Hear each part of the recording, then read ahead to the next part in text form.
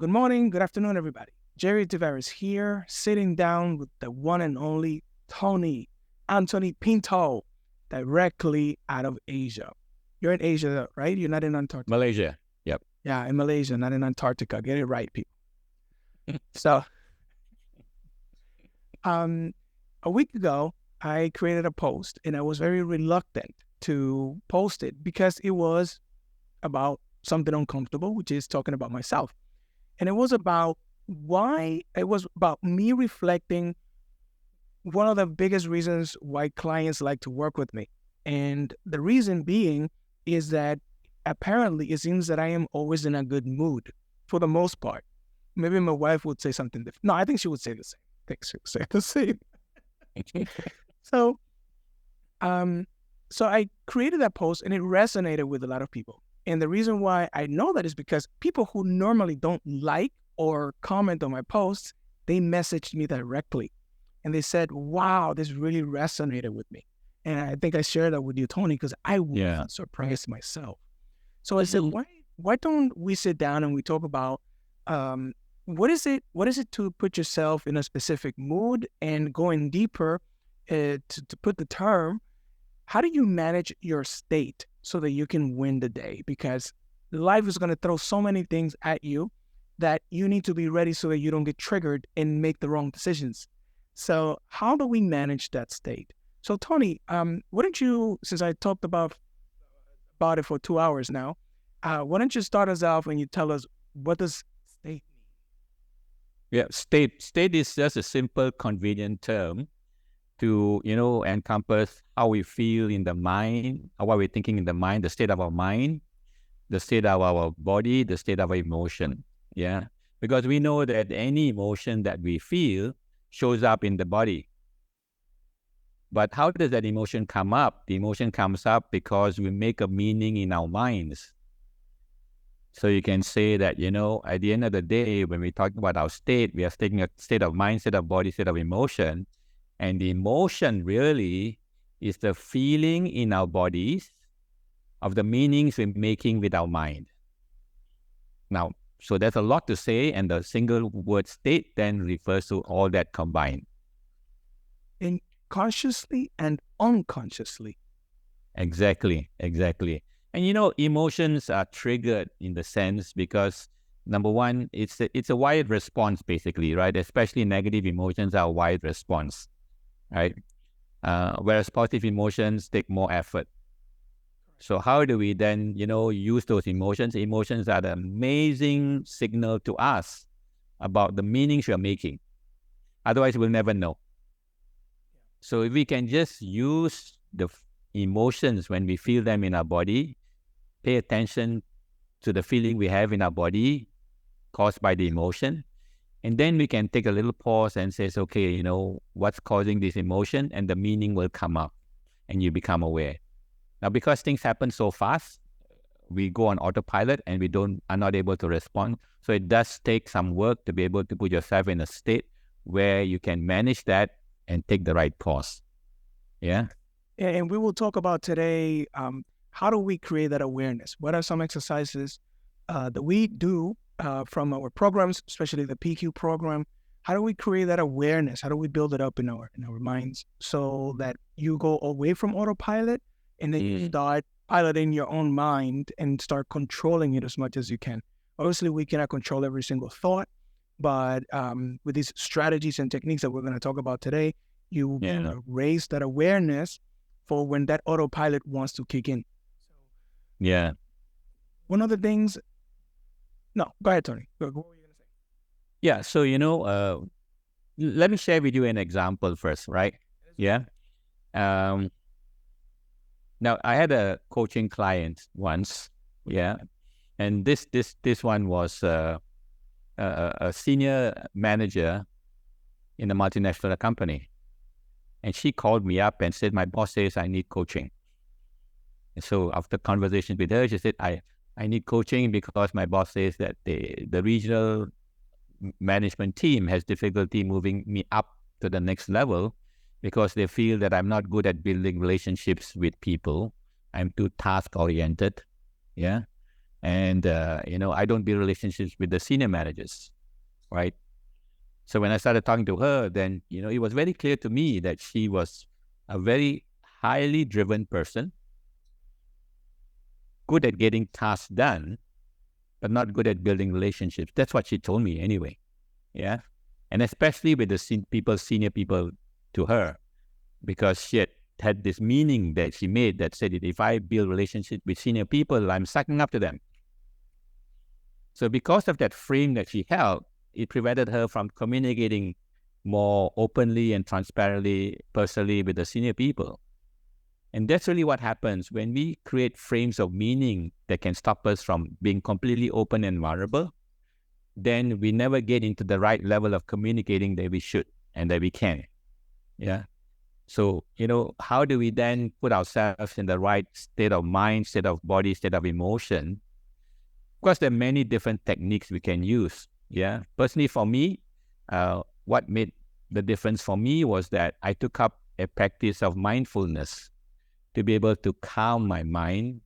But I also have to learn how to pay attention to my emotions. Paying attention to your emotions means paying attention to what you feel in your body. Most times we don't pay attention to what we feel in our body, especially when you're having a heated conversation with someone or where you're having a difficult conversation with another party, right? We don't pay attention to the feeling in our bodies. And when we don't do that, then we completely go on autopilot and just say things purely out of emotional context, and sometimes it doesn't work. Most times it doesn't work, I must say. Yeah. So mindfulness practice, building up calmness in the mind is a very important practice.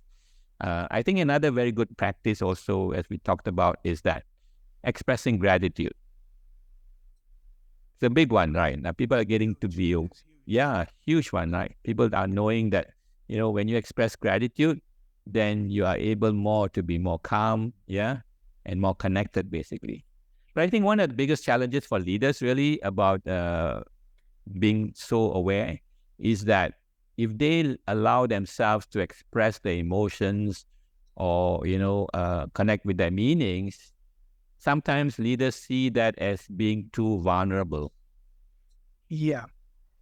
Right. So to be able to communicate very openly, one needs to be vulnerable. One needs to be set up front and be open with the emotions. Yeah. And I don't mean just, go ahead, Gary, you can say something. Sorry to cut you off. No, sorry to cut you off. Go ahead, finish. Yeah. So, I think the challenge for leaders is how do I, connect with my emotion, because leaders are not supposed to show emotion, is it? I don't know. Not for me, right? But, the emotions will come out. It's already known. Leaders cannot hide their emotion. Yeah. It will show. No matter how they fake. No, they will show, because mirror neurons, emotion talent, mirror neurons. Yeah, you cannot hide it. So why not connect with it? Yeah, but then when they connect with their emotion and they become open in the conversation, they feel that being too vulnerable, too exposed, right?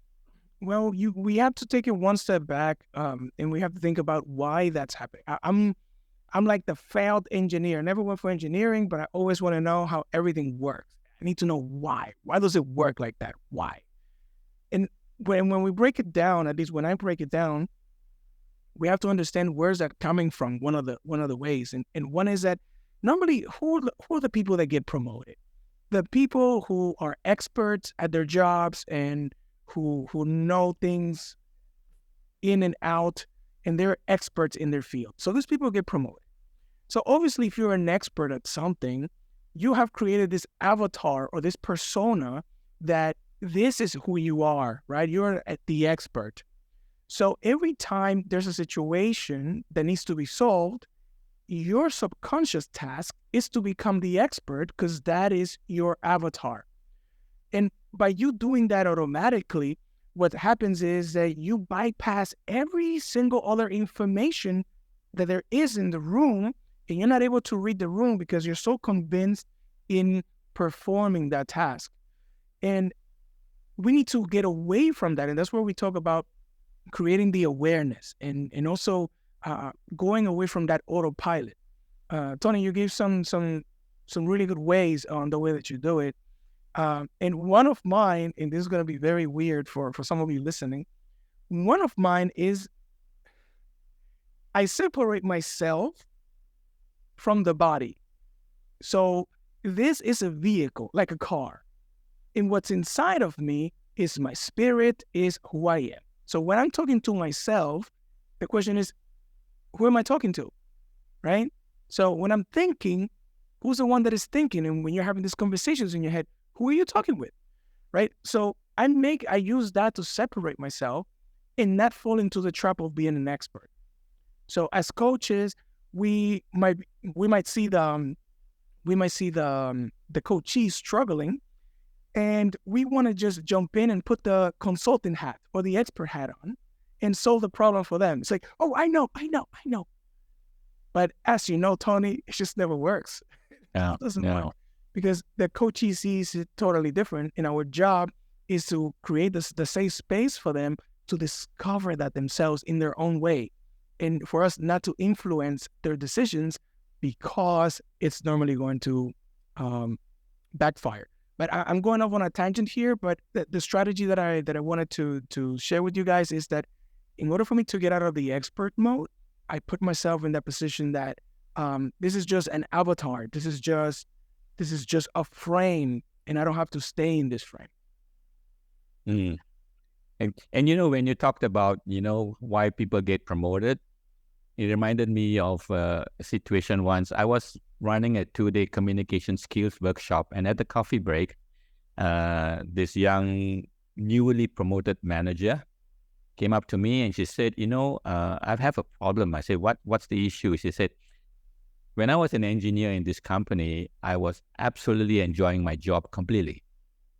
Individual contributor, right? So she was really good and competent in what she was doing.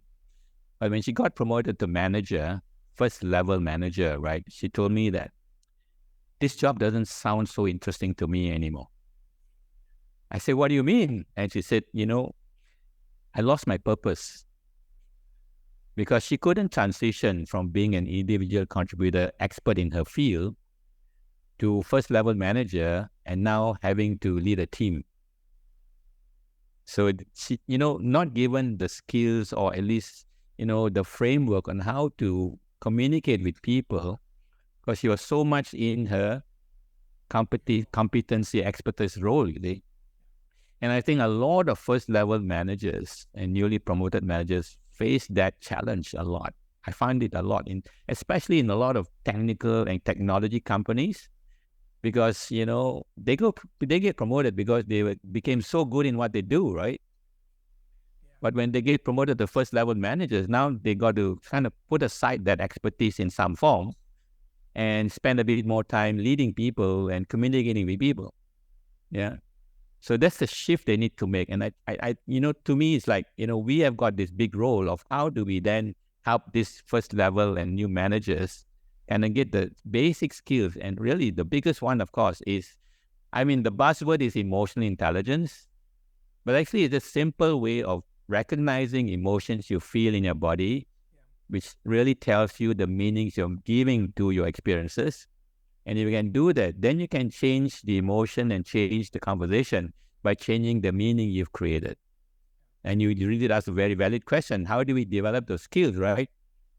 And you know, I do a lot of research myself in the different work that's being done in mindfulness practices and all that. And it's so much key now that we need to spend a little bit of time just practicing that mindfulness, being in the present, right? Yeah. And of course, the other challenge that leaders need to also take on is that spend some time on a daily basis, just reflecting on your day. What went well, what didn't go so well, what can I change tomorrow? So that little time of reflection is important. Yeah, and when it comes to that self-reflection, it's also important to take a look at your actions in the moment as much as you can. Like, I was running this workshop. I mean, every communication workshop that I run. Sometimes here in Germany, they normally like to separate managers and employees in workshops.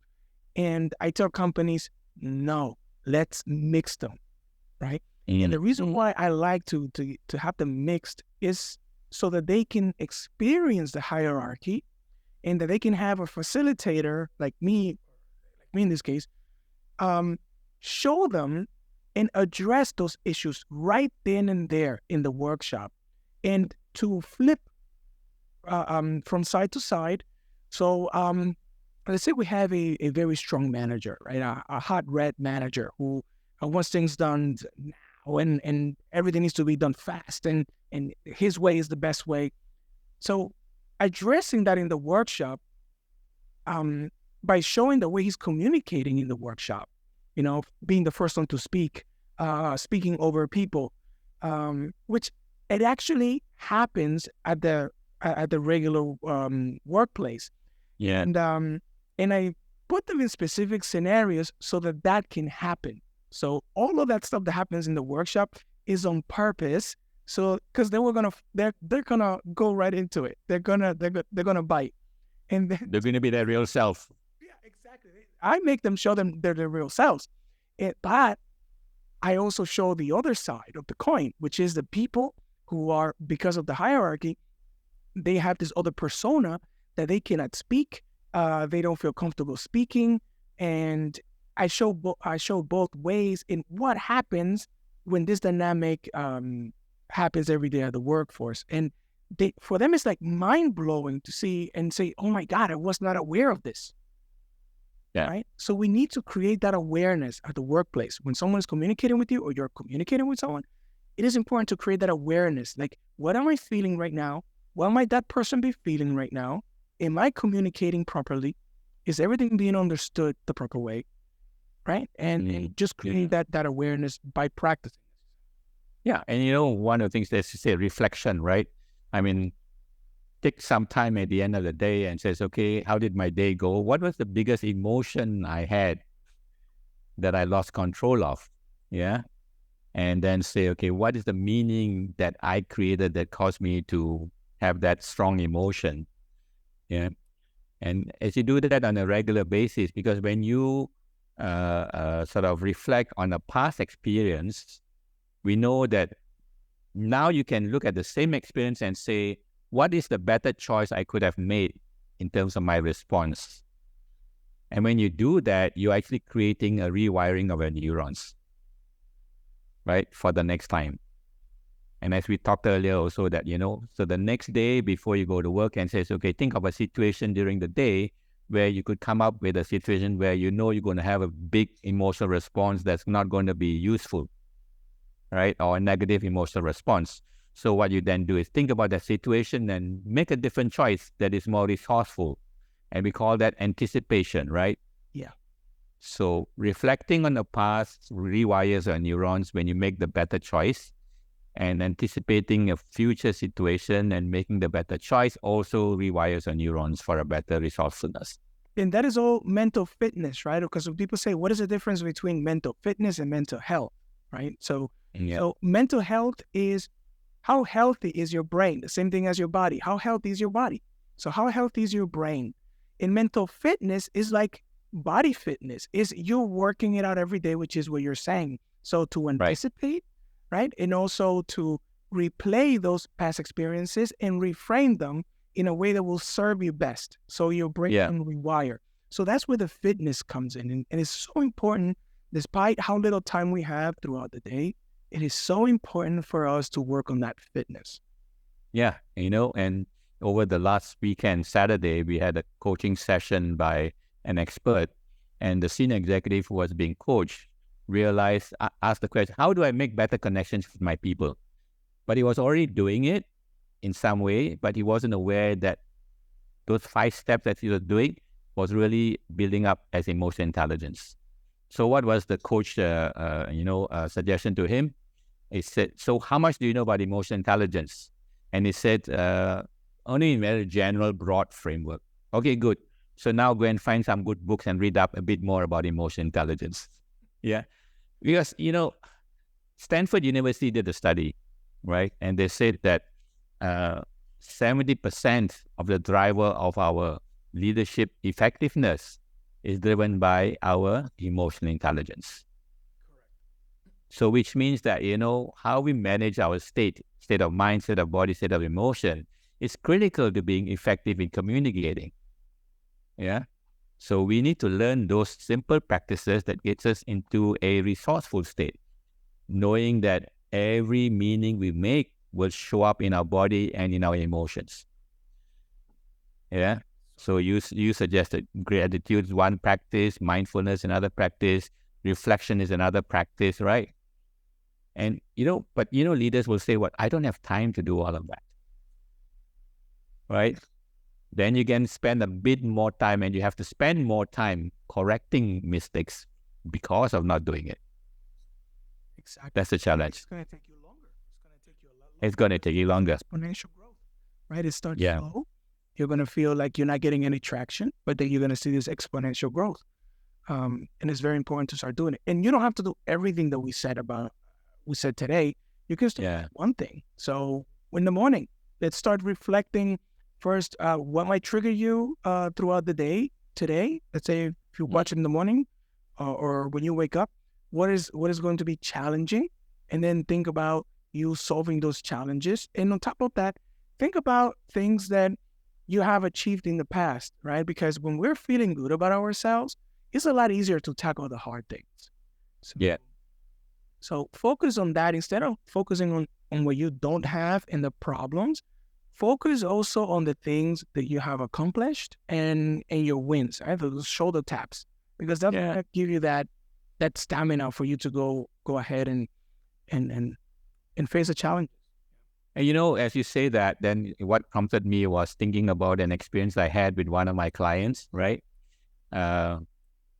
He's an managing director, top of the hierarchy in the organization, a huge organization, international company owned by U.S. shareholders, right? And the board in the U.S. got complaints from the local managers that this particular managing director was bullying them. Now, when I was called in to work with him, my first conversation with him, and I couldn't see how he could be a bully because he was so smart, he was so fluent in what he says, so friendly, and I couldn't see how he was a bully until he brought me into a meeting that he was leading with senior people, directors of engineering, senior managers, just about 7 or 8 of them, right, in the meeting. And this happens to be a meeting 2 weeks before our major Chinese festival. And what he did was he asked Chinese manager, "What does your name mean in Chinese?" And he gave a simple answer, like almost prospering. And he kind of said, "You mean you never prosper, almost prospering?" That was how he was bullying them. And sometimes, this great people, he's done an excellent job in building the company over the last 20 years. Excellent job, But yet he does not even realize that he's actually bullying them. He doesn't even know. So I think what's also important for leaders is to have a feedback process with someone that you have trust and another peer or something like that. Is having somebody you can be accountable to and you can ask for feedback. Because we can, especially at the highest level, it's difficult to see where your errors are and your faults are. And it affects the whole organization. And also, you're training this as well, using the Marshall Goldsmith method, do 360 feedback. Yes. Get some stakeholders, even if they're anonymous, and then have a facilitator. Just make sure that you're getting the right feedback so that you know what people are really thinking. Because when you are there at the top, most of the time, most of the information that you need doesn't arrive at your doorstep.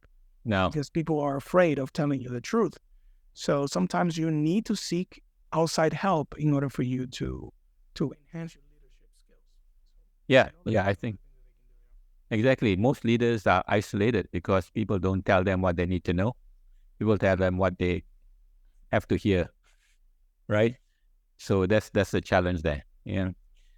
And just going back before we finish, to finish up on regulating your state and managing your state, I think it's very important, and I hope that you got it from this conversation. because we as coaches, we do it all the time. We recommend it to our clients and people that we know to do it as well.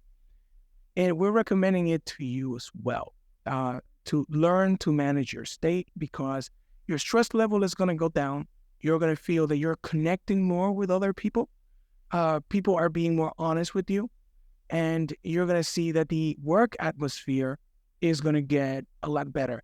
Not meaning that you're not going to have the same challenges, but that you are going to go and achieve your goals with more ease and flow and with a higher sense of purpose and connectivity, opposed to not being aware of it. Yeah. I think, as you said, managing state, right? Managing emotions as a start, right? And managing meaning. So meanings, you got to really think about it. But, when you can, emotions are going to be triggered anyway. And you know what? Emotions are not good or bad. Emotions are just information. And if we can treat emotions as information, then we can say, what is this information telling me? It's an alert, right? It's like the hot stove, right? It's like that hot stove. Exactly. Yeah. So, being able to listen to the body and, connect with the meanings you're making is so basic and fundamental. But the challenge is because we are auto-wired, right? We are auto-wired for the negative, and emotions get triggered quite easily, yeah?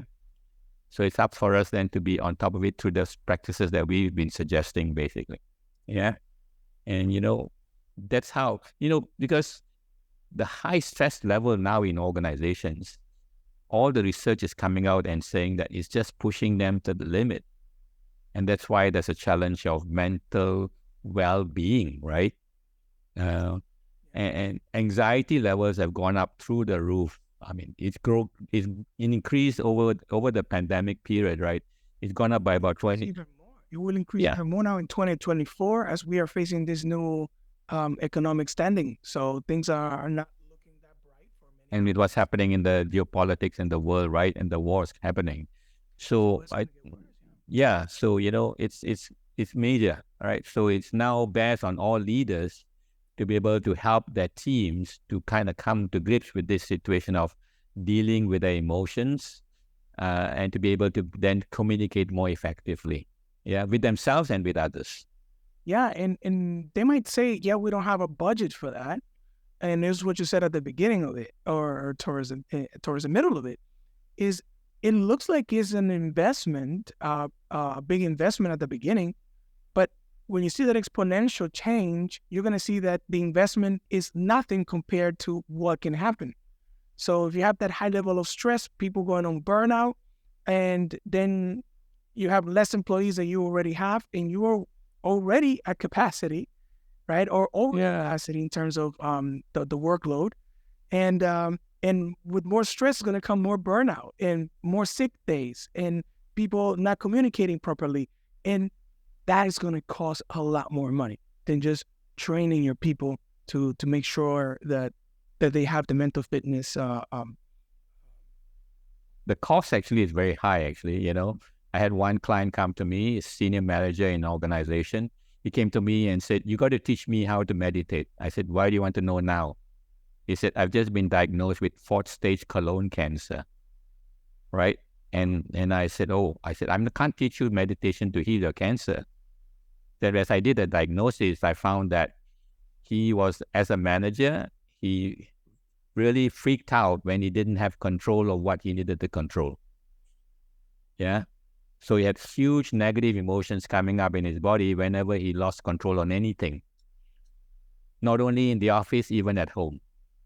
And over the years, that negative emotions, because of lack of control or loss of control, built up into, him having that kind of a, cancer situation. He didn't survive, unfortunately, that after 2 years, right, seeing me. But that's the cost, you see. The costs, medical costs of organizations, sick leave, people going on sick leave, people, getting medical treatment because of, stresses and all of that. So, and, I tell people to develop a simple mindfulness practice is free, because All you do is sit down for 5 minutes or 3 minutes and pay attention to your breath. And don't worry if your mind gets distracted. Just keep coming back to your breath. Do it on a daily basis for 6 to 8 weeks, and you'll find a new calm, clarity, and focus coming into your mind. Doesn't cost any money. Doesn't cost anything. You don't need to hire a coach or nothing. Just with that, it's enough to get started. Yep. Yeah. It's a big one. Yeah. And the example that you gave, obviously, is not going to happen to everybody, right? That is one case, and we're not generalizing here. But I guess that what you were saying was just giving an example of the health costs that having this high stress and and not managing it, not managing your state can have in the body. So we work at companies on a weekly basis, so we hear the stories, and there's not one week where I don't hear that X or Z actually had to step out of the company because he or she is burnt out. So it's so common nowadays. The good news. Yeah, go ahead, finish it. I just wanted to say that the worst part or the craziest part is that most of these people, before that happened, they said, "Oh, that's never gonna happen to me. That's not. I got everything under control." And from one day to the next, they cannot get up from the bed. That's how that happens. And if I had €1 for every time I have heard that same story, I would be a very rich man today. Wow. So, So don't let the next person be you. But you know what? The good news is this: a lot of resources are available today in how to, build better resourcefulness in managing emotions and learning about emotional intelligence. A lot of free apps available on the mobile phone, right? For mindfulness practice. So, it's wonderful that, we do have those resources available around us, and it doesn't cost a lot of money. So if only people will make some time to just take on those practices, and they'll see a world of difference. There are many ways of chilling out, no doubt. Yeah. But I would say that, start with that simple mindfulness training that's so widely available today. And that's from there you can learn more about, the various facets and competencies dealing with emotional intelligence, just to become a much better leader and better at communicating with your people and with your teams, basically. Yeah, it's there. That's the good news.